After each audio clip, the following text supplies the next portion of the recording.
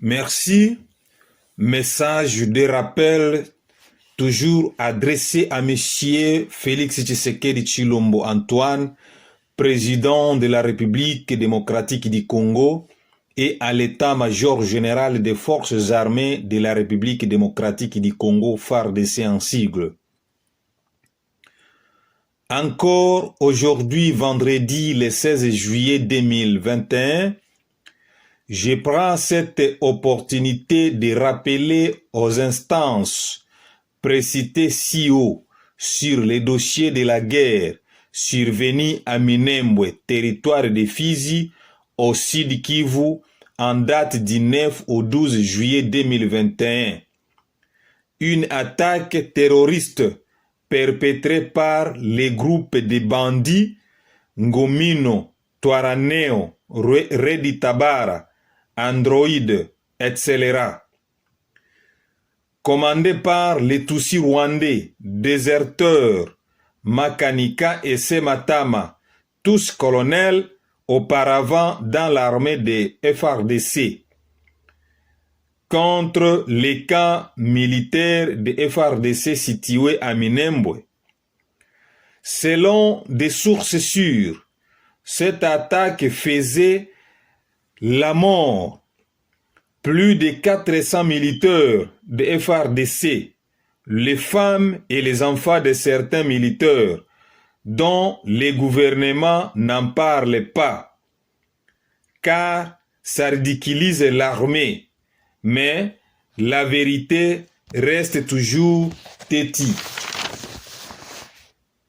Nous, patriotes nationalistes, résistants Maïmaï de Fizi, Mwenga et Uvira, en général, et en particulier à mon nom, monsieur logicien, nous venons devant l'hiérarchie suprême de l'État congolais et l'État-major général de l'armée à travers ce message pour ne citer les noms de certaines personnes coupables, organisateurs, financiers de ces groupes de terroristes, notamment Azarias Ruberwa, Moïse Nyarugabo, les bourgmestres de Minembwe, messieurs Gadi Zabineza et les autres.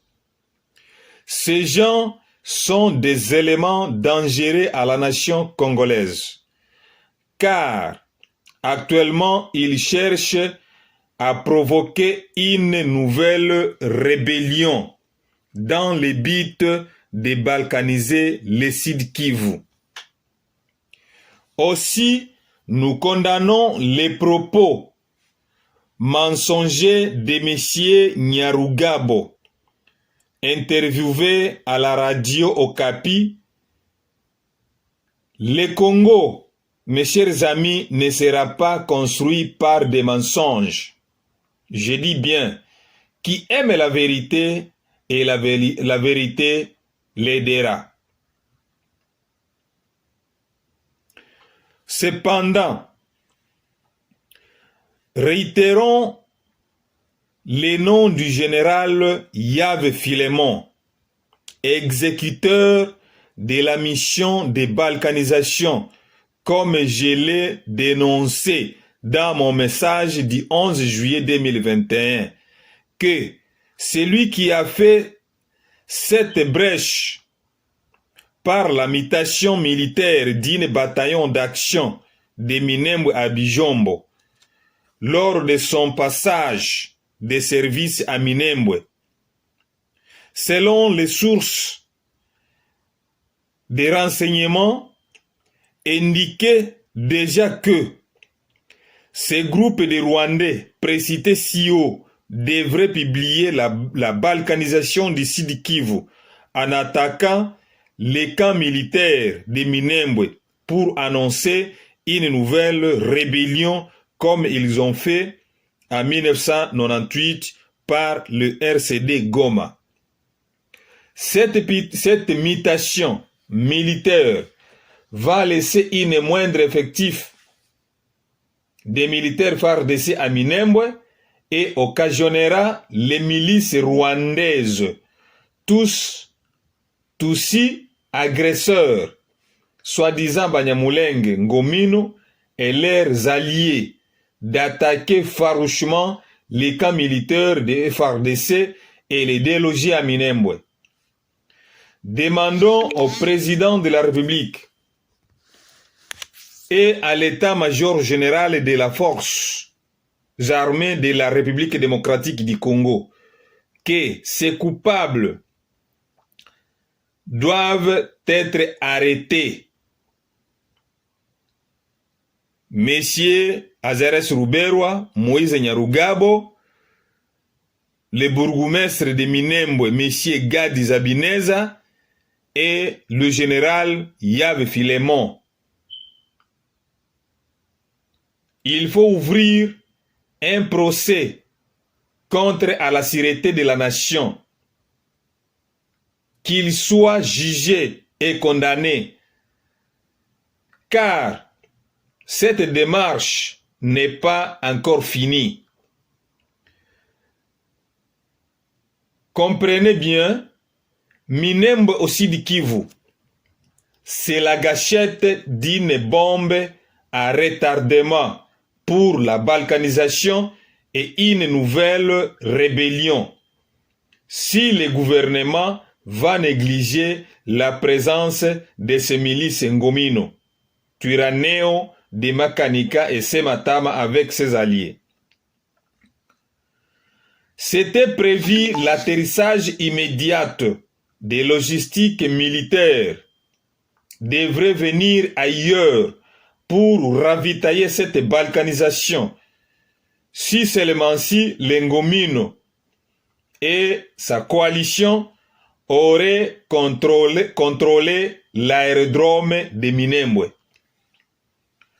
Cependant, félicitons, acclamons fort l'intervention militaire opérée par le général-major de CNPCC, commandant force Maïmaï, patriote nationaliste résistant, défendeur de la nation congolaise contre la balkanisation, qui milite et lutte sur l'intégrité et la souveraineté de la République démocratique du Congo, M.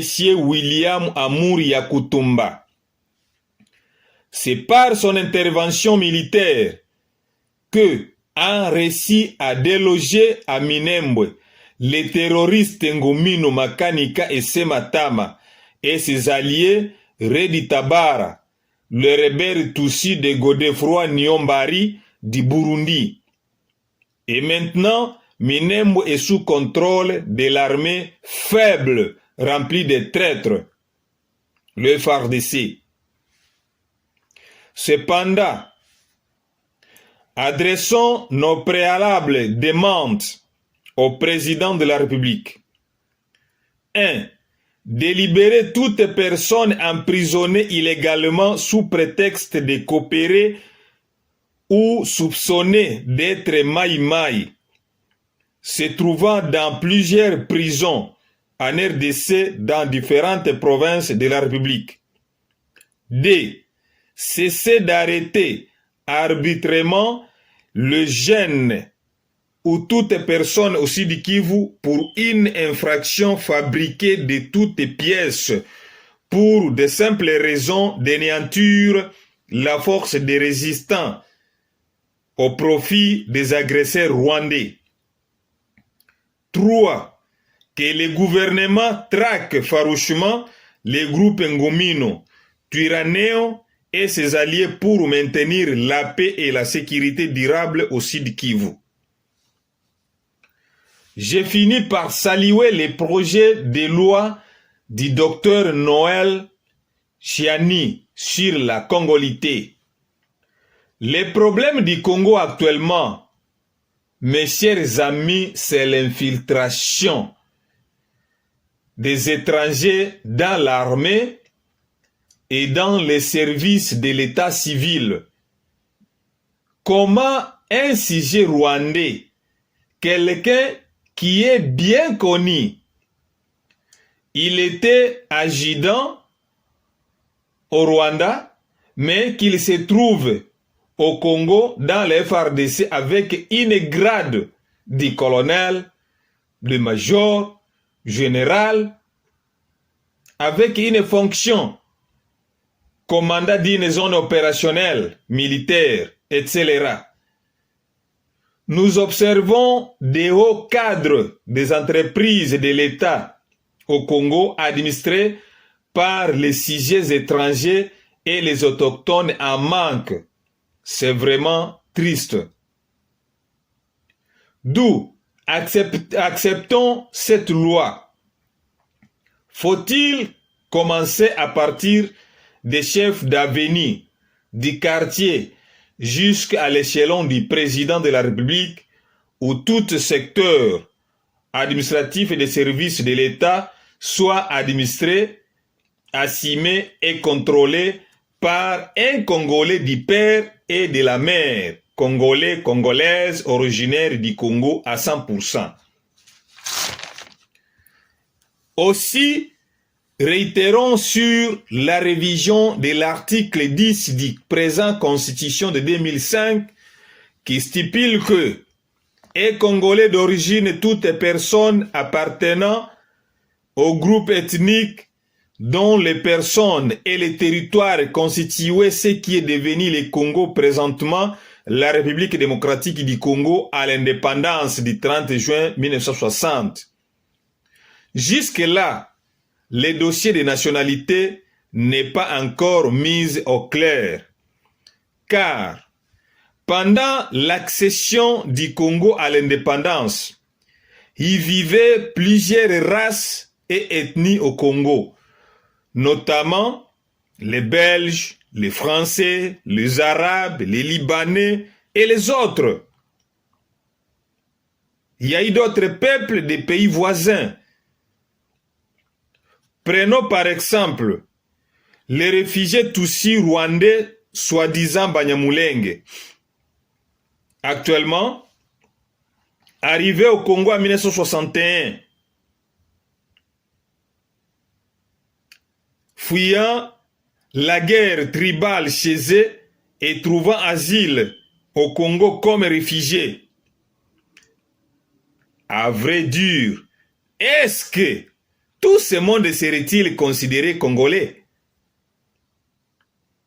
Donc, pour rassurer la démocratie et la sécurité totale aux Congolais, souhaitons que la question de la nationalité des Rwandais Tutsis, dite Banyamulenge, soit répondue aussi avec toute clarté, sans préjugés et sans prétention, mais avec conscience et d'une manière juste dans les temps opportuns. Car actuellement, ces gens militent pour maintenant avoir la terre propre à eux, chose qui fera des guerres récidives et incessantes toujours.